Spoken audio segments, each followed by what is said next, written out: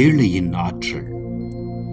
ஏழை பெருமாட்டியே, அதி உன்னத தந்தையின் மகன் இவ்வுலகில் வாழ்ந்த காலத்தில் உன்மட்டில் அதிகம் கவர்ந்திருக்கப்பட்டார். உன்னுடைய நம்பகத்தன்மை ஒவ்வொரு சூழலிலும் நிரூபிக்கப்பட்டதையும் அவர் அறிவார். அவர் எழில்மிகு விண்ணக இருப்பிடத்தை விட்டு வந்தபோது அவருக்கென்று ஏற்ற ஒரு இல்லிடமும் அவரை தாங்க அரியணையும் அவரை வரவேற்க மனம் மஞ்சத்தையும், அதாவது ஏழ்மை மிக்க கன்னியை நீ ஏற்பாடு செய்திருந்தாய்.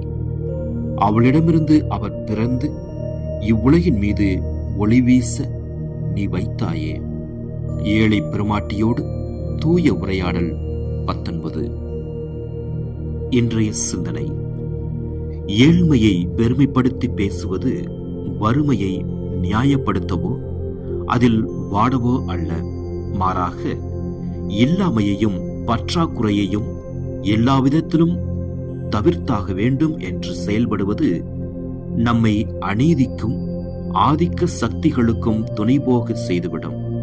விவிலியத்தில் இறைவாக்கினர்கள் ஏழ்மையை இறைவனை நம்புவோரின் நேர்மையான அடையாளமாகவும் கருதினர்.